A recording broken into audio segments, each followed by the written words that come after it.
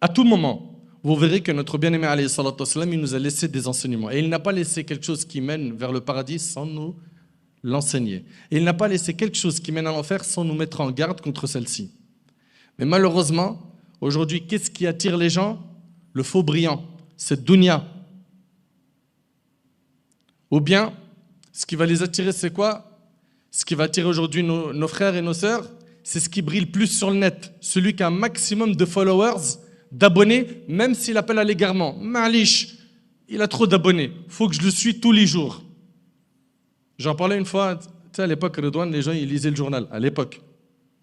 Surtout quand on rentrait dans le métro, il y avait le 20 minutes et tout.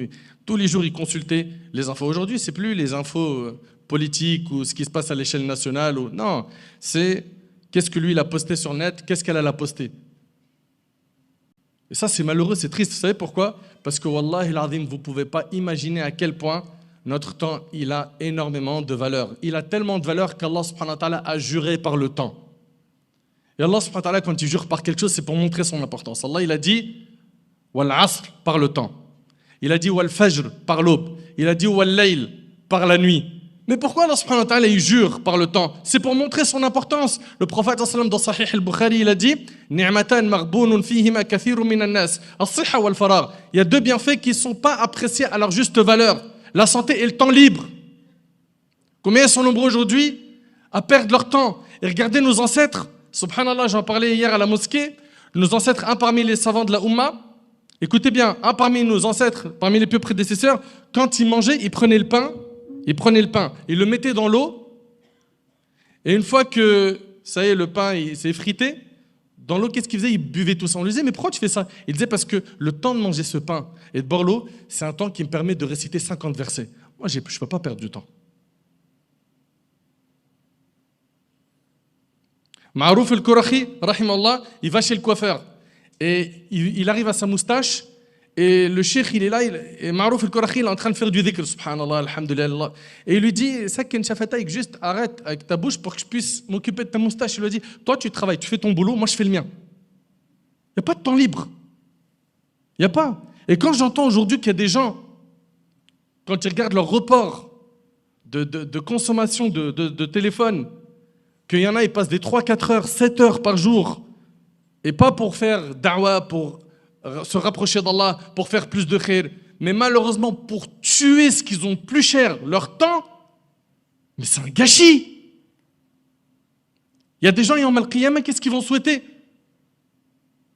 Ils vont souhaiter simplement de revenir sur terre pour faire des bonnes actions.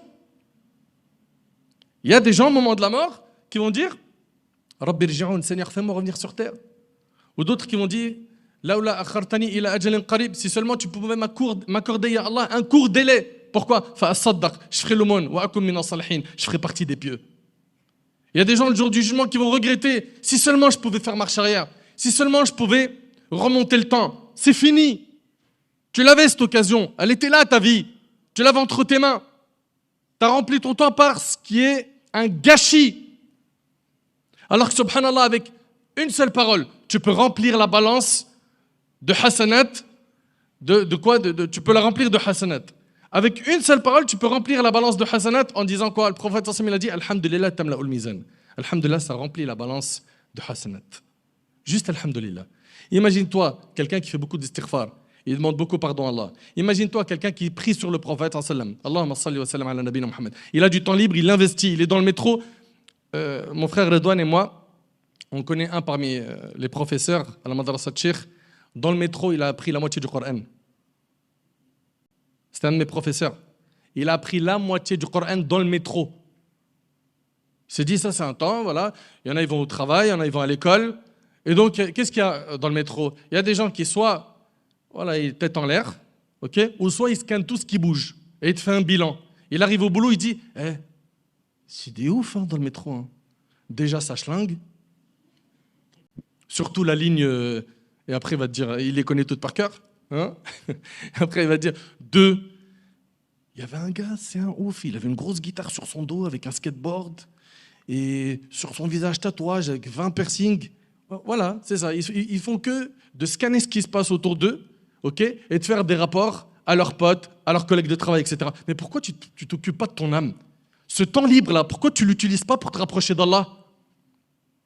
Vous avez tous, normalement, des smartphones et dedans, il y a des applications avec le Coran. Pourquoi tu ne lis pas le Coran? Pourquoi est-ce qu'on perd du temps?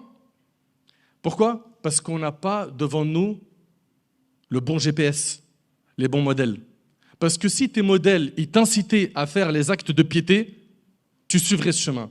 Mais comme toi, ceux que tu suis, malheureusement, pour beaucoup d'entre eux, pour ne pas généraliser, parce qu'il y en a parmi eux qu'Allah il les préserve, ils essayent d'amener les gens vers le bien, ils essayent, avec leur notoriété, d'orienter les gens et de limiter la casse, parce qu'il y a beaucoup de casse, malheureusement, sur TikTok, Snap, Insta, etc.